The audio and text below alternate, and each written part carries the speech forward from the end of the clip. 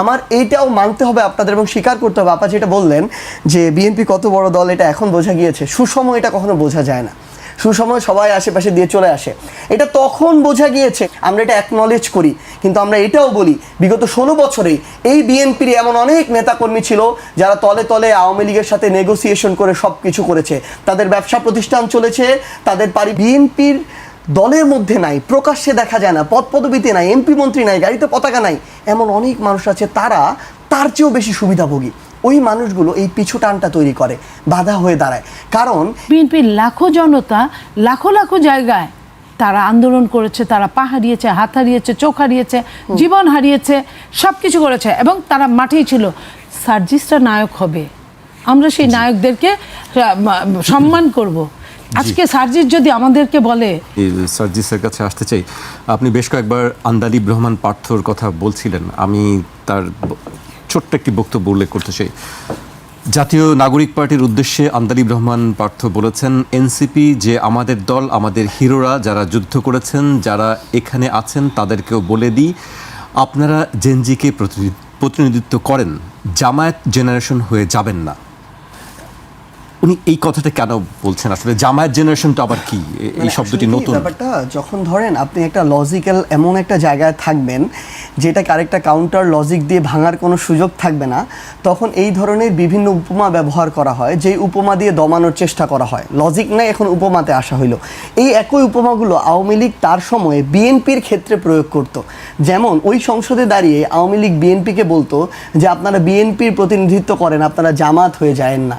ওই একই টোনে এখন আন্দালিব রহমান পার্থরা কথা বলা শুরু করেছেন, কারণ তারা যখন দেখছে তাদের কাছে লজিক্যাল কিছু নাই, তারা তাদের জায়গা থেকে এই উপমা দিয়ে মানে একটা বিব্রতকর পরিস্থিতি ফেলতে চায়। কিন্তু এই ট্যাগিং খেলা, এই খেলা কিন্তু বাংলাদেশের কাউকেই খেলতে দেওয়া হবে না। Not only Jamaat Shibir but also যে কোনো কিছু, এটার আর বাংলাদেশে কোনো ধরনের স্পেস দেওয়া হবে না।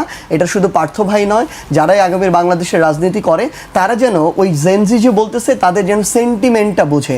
কারণ আপনি দেখেছেন গতকালকে যখন আন্দালিব রহমান পার্থ তার জায়গা থেকে সংসদে বক্তব্য দিলেন, এই বক্তব্য প্রথমে আলোচিত হলেও পরবর্তীতে এই বক্তব্য সমালোচিত বেশি হয়েছে এবং সোশ্যাল মিডিয়ায় তারই এমন অসংখ্য খণ্ডিত বক্তব্য এখন ভেসে বেড়াচ্ছে যেগুলো তার বক্তব্যের পুরো 180 ডিগ্রি রিভার্স বক্তব্য। তো এই জন্য আমরা আমাদের জায়গা থেকে যেন এই উপমা থেকে শুরু করে যে কোনো বিষয়ে বক্তব্য দেওয়ার সময় সচেতন থাকি, কারণ এই একবিংশ শতাব্দীতে এই আইটির যুগে সব কিছু কিন্তু সংরক্ষিত আছে, অন্তত জেনজিদের কাছে আছে। আপার কথা থেকে যেটা শুরু করতে চাই, আসলে আমি একদম নির্দ্বিধায় বলতে চাই যে এই আন্দোলন কিন্তু শুধুমাত্র এখন যারা এনসিপি রাজনীতি করে কিংবা আমাদের ছাত্র সংগঠন যুব সংগঠনে আছে তাদের অংশগ্রহণে না। এই আন্দোলনের শুরু থেকেই আমরা একদম স্পষ্ট করেই বলতে পারি যে আমরা বিএনপির বিভিন্ন অঙ্গ সংগঠন, ছাত্রদল, ছাত্র শিবির থেকে শুরু করে আরও বামপন্থী বিভিন্ন ছাত্র সংগঠন, বিভিন্ন ইসলামী ছাত্র সংগঠন থেকে শুরু করে বিভিন্ন শিক্ষা প্রতিষ্ঠানে, এই যে পাবলিক, প্রাইভেট, স্কুল, কলেজ সবাই অংশগ্রহণ করেছিল এবং সকল ফ্যাসিস্ট বিরোধী রাজনৈতিক দলের এখানে অংশগ্রহণ ছিল। আপার মতো কেউ হয়তো মিডিয়ার এই জায়গা থেকে টকশো টেবিল থেকে আমাদের পক্ষে কথা বলেছে, কেউ হয়তো কলামে লিখেছে, কেউ হয়তো উপস্থাপনা করেছে আমাদের পক্ষে। আমরা দেখেছি এমন অনেক উপস্থাপক ছিল আমাদের পক্ষে কথা বলতে গিয়ে চোখ দিয়ে পানি পড়েছে। এমন অনেকেই ছিল যারা রাজপথে ছিল, অনেকে ছিল পরামর্শে ছিল। আমরা প্রত্যেকেই যে তাদের যে ভূমিকা যতটুকুই হোক এটাকে আমরা রেসপেক্ট করতে চাই এবং আমরা এটাও মনে করি যে ওইটুকু না থাকলেও হয়তো আমাদের এই 36 জুলাই কতটুকু সম্ভব হতো এটা প্রশ্ন থেকে যায়, কারণ এই প্রত্যেকটা ভূমিকা একটা আরেকটার পরিপূরক ছিল। আমরা এই ক্রেডিটের জায়গাতেও যেতে চাই না, ইভেন কোন দলের কতজন শহীদ আমরা এটাতে কখনো হিসাবও করতে যেতে চাই না, কারণ আমরা মনে করি যারা জীবন দিতে এসেছিল তারা কোনো দলের কর্মী হয়ে আসে নাই, না জামাতের, না বিএনপির, না এনসিপির, কোনো দলের না, বরং তাদের মনে হয়েছিল তাদের অসংখ্য ভাইকে বোনকে নির্বিচারে গুলি করে নিরপরাধ মানুষগুলোকে হত্যা করা হচ্ছে, এটা হইতে পারে না, তারা এই অন্যায়ের বিরুদ্ধে রাজপথে নেমেছিল। এখন আমাদের জায়গা থেকে কথা যেটা, যে একইভাবে আমার এইটাও মানতে হবে আপনাদের এবং স্বীকার করতে হবে, আপা যেটা বললেন যে বিএনপি কত বড় দল এটা এখন বোঝা গিয়েছে। সুসময় এটা কখনো বোঝা যায় না, সুসময় সবাই আশেপাশে দিয়ে চলে আসে। এটা তখন বোঝা গিয়েছে যখন বিএনপির অন্যতম সিনিয়র নেতৃত্ব রুহুল কবির রিজভির মতো মানুষেরা বিএনপি অফিসের সামনে বসে থাকে, তার দুই পাশে 50টা লোকও থাকে না। এটা তখন বোঝা গিয়েছে যখন ওই গুলশানে বালুর ট্রাকটা থাকে, সেটা সরানোর মতো 10,000 মানুষ পাওয়া যায় না। এটা তখন বোঝা গিয়েছে যখন আপাদের মতো অসংখ্য মানুষদের উপরে জুলুম হয়েছে, নির্যাতন হয়েছে, মিথ্যা মামলা দেওয়া হয়েছে, তারা বাড়িতে থাকতে পারে নাই, এটার বিরুদ্ধে রাজপথে একটা লম্বা আন্দোলন হয় না। এটা তখন বোঝা গিয়েছে যখন 28 অক্টোবর হয়েছে, কিন্তু 28 অক্টোবর 7 দিন স্থায়ী হয় নাই। আমরা আমাদের জায়গা থেকে এইটুকু বলতে চাই যে এই যে বিএনপি, আমরা মনে করি এবং বিশ্বাস করি বিএনপির আগামীর বাংলাদেশের গণতান্ত্রিক ধারায় উত্তরণের জন্য খুব বেশি প্রয়োজন। কারণ বিএনপি যদি না থাকে, আরেকটা কোনো মানে যারা বাংলাদেশের স্বার্থের সাথে সম্পর্কিত না, তারা এসে এই জায়গাটা করে নেবে। আমরা এটা কখনো চাই না, আমরা চাই বিএনপি জায়গাটাতে থাক। কিন্তু এটাও আমরা বলে দেই, আমরা আমাদের জায়গা থেকে এমন দল হব না, এমন শুভাকাঙ্ক্ষী হব না যারা মই দিয়ে গাছে তুলে দিয়ে মইটা টেনে নিব, এটা হব না। আমরা বিএনপির প্রত্যেকটা জায়গা যেটা মনে হবে যে বাংলাদেশের জন্য এই জায়গাটা গুরুত্বপূর্ণ, বিএনপি যদি অন্য পথে যায় আমরা তাদেরকে এই ভুলটা ধরিয়ে দিব। এবং আমরা এটা বলতে চাই, বিগত 16 বছরে আপাদের মতো এমন অনেক মানুষ ছিল যারা কষ্ট করেছে, আমরা এটা অ্যাকনলেজ করি। কিন্তু আমরা এটাও বলি, বিগত 16 বছরে এই বিএনপির এমন অনেক নেতাকর্মী ছিল যারা তলে তলে আওয়ামী লীগের সাথে নেগোসিয়েশন করে সব কিছু করেছে। তাদের ব্যবসা প্রতিষ্ঠান চলেছে, তাদের পারিবারিক অবস্থান যা ছিল তার চেয়ে আরো ভালো হয়েছে, আর্থিক অবস্থা যা ছিল তার চেয়ে ভালো হয়েছে। আওয়ামী লীগের গাড়িতে পতাকা ছিল, তাদের গাড়িতে শুধু পতাকাটা ছিল না। এবং এরকমই অনেক মানুষ এখনো বিএনপি নতুন করে ক্ষমতায় আসার পর সুবিধা নেওয়া শুরু করেছে। এ কারণে আপার মতো মানুষ এখন সংসদে নাই, আপার মতো মানুষ এখন ওই টকশো টেবিলে। আর তাদেরকে আপনি দেখবেন বড় বড় ইন্ডাস্ট্রি এই 1.5 বছরে এই বিএনপির ছত্রছায়া থেকে তারা শত শত কোটি টাকার মালিক হয়ে গিয়েছে। জি, আপাকে নিশ্চয়ই আমরা সামনের দিনে হয়তো সংসদে আবারও দেখতে পাবো। আমি একেবারে শেষ পর্যায়ে চলে এসেছি, আমি শেষ করব, কিন্তু তার আগে একটি তথ্য দিয়ে রাখি যে আমরা জানি যে সার্জিস আলমকে অক্সফোর্ড ইউনিয়ন থেকে একটি আমন্ত্রণ জানানো হয়েছে, সেখানে তিনি বক্তব্য রাখবেন। বক্তব্যের একটি বিষয়ে আমরা যতদূর জানি যে আসলে নতুন রাজনৈতিক বন্দোবস্ত বা রাজনৈতিক পুনর্গঠনের বিষয়ে সেখানে আসলে যারা তরুণ আন্দোলনকারীরা আছেন তারা কি আসলে নিজেদেরকে তুলে ধরার জন্যই আসলে কাজ করছেন, নাকি আসলে উদ্দেশ্যটা কি? এইটা হয়তো বিষয় আপনার। জি, বিষয়টা অনেকটা এরকমই যে আমাদের এই যে অভ্যুত্থান থেকে শুরু করে পরবর্তী যে সময় বা এই যে আন্দোলনগুলো হচ্ছে, একটা দেশের ইতিহাসের প্রেক্ষাপট পরিবর্তনকারী অনেক ঘটনা হচ্ছে। আমরা নেপালে দেখলাম এটা, সেখান থেকেও একজন অংশগ্রহণ করবেন অভ্যুত্থানের যার নেতৃত্বে ছিল। তো তারা এই বিষয়টা আসলে জানতে চায় যে দিন শেষে এই যে আকাঙ্ক্ষাটা কতটা দেশের সাথে সংশ্লিষ্ট, কতটা হচ্ছে ব্যক্তি নির্ভর বা একটা গোষ্ঠীর সাথে সম্পর্কিত। তো আমরা আমাদের জায়গা থেকে ওই জিনিসটাই তুলে ধরার চেষ্টা করব যে আসলে কি আপা এটা খুব ভালোভাবে এটা বুঝবে এবং ওনার অভিজ্ঞতার জায়গা অনেক বড়, অনেক দীর্ঘ সময় তিনি সব কিছু দেখেছেন। তিনি বললেন যে 90 যখন তিনি আন্দোলনে ছিলেন, আমাদের আসলেই তো তখন জন্ম হয় নাই। তো সেই জায়গা থেকে বাংলাদেশে আপনি যখন ভালো কিছু একটা সিস্টেমে বড় পরিবর্তন আনতে চাইবেন, ধরেন আমরা যে সংস্কারগুলো চাচ্ছি, এটাতে আমি শুধু বিএনপিকে একটা দল হিসেবে দেখছি না, এটা কিন্তু শুধু এই মেয়াদের জন্য না, এটা আগামীর বাংলাদেশের জন্য। তো ব্যাপারটা হচ্ছে একটা সংস্কারে বিএনপির মতো জায়গা থেকে যতটা না বাধা আসবে, তার পিছনে বিএনপির দলের মধ্যে নাই, প্রকাশ্যে দেখা যায় না, পদপদবিতে নাই, এমপি মন্ত্রী নাই, গাড়িতে পতাকা নাই, এমন অনেক মানুষ আছে তারা তার চেয়েও বেশি সুবিধাভোগী। ওই মানুষগুলো এই পিছু টানটা তৈরি করে, বাধা হয়ে দাঁড়ায়।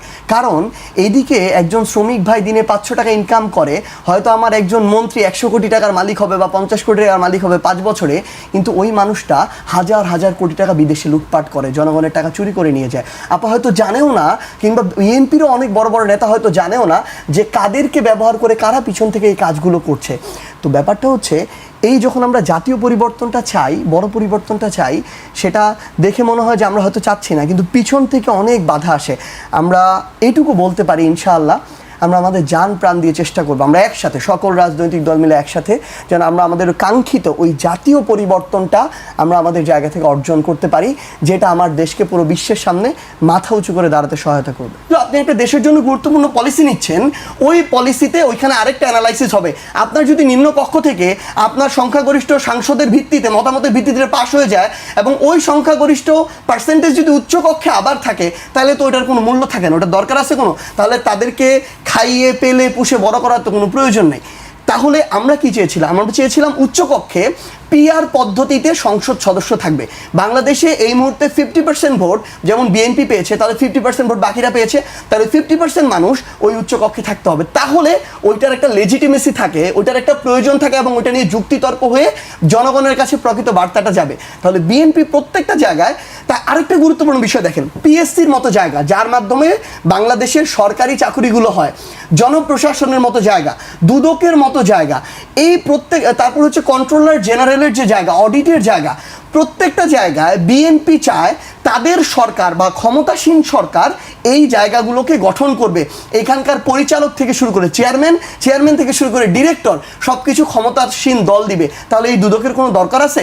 এই দুদক নর্মালি দুর্নীতি কারা করে? ক্ষমতাসীন দলের যারা থাকে, ক্ষমতাকে ব্যবহার করে বিভিন্ন পদ পদবিতে থেকে অনেকেই তাদের জায়গা থেকে দুর্নীতি করে, লুটপাট করে, রাহাজানি করে, চুরি চামারি করে। এখন আপনি দুদকের মতো জায়গায় যদি আপনার দলীয় মদতপুষ্ট লোক বসায় রাখেন, এই লোকগুলা আপনার এই দলীয় মদতপুষ্ট কাউকে কখনো বাধা হয়ে দাঁড়াইতে পারবে না। পারলে আগেই পারতো, পারে নাই। তাহলে আপনি যদি এই প্রতিষ্ঠানগুলোতে আপনার নিজের দলের লোকজন বসায় রাখেন, যেখানে জুলাই সনদে বলা আছে সরকার দলে থাকবে, বিরোধী দলের থাকবে, বাইরেরও মানুষজন থাকবে, যেন একচ্ছত্রভাবে দুদকটা কোনো একটা রাজনৈতিক দল বা ক্ষমতাসীন দল নিজের অপরাধী নেতাকর্মীদেরকে বাঁচাইতে না পারে, আবার নিরপরাধ অন্য দলের মানুষদের উপর জুলুম না করতে পারে, এভাবে যেন প্রতিষ্ঠানগুলোকে অ্যাবিউজ না করতে পারে। তাহলে দিন শেষে ব্যাপারটা কি দাঁড়াচ্ছে?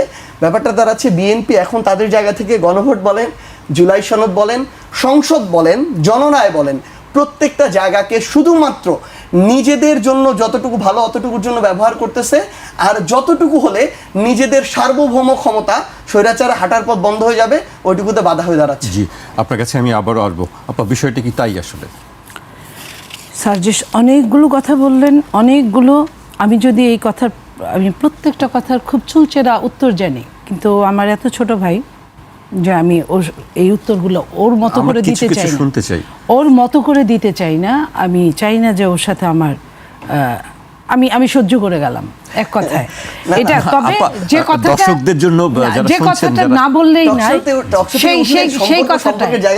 সেই কথাটা যেটা না বললেই না, যে তাদের উপর থেকে মানুষ আস্থা নিয়ে গেছে, হারিয়ে ফেলেছে, যে কারণে তারা গণ অভ্যুত্থান ঘটিয়েছে। গণ অভ্যুত্থানটা এমন জিনিস, শুধু সামনের 5টা লোক দেখলে কিন্তু গণ অভ্যুত্থান বোঝা যায় না। গণ অভ্যুত্থান হয় সাগরের মতো।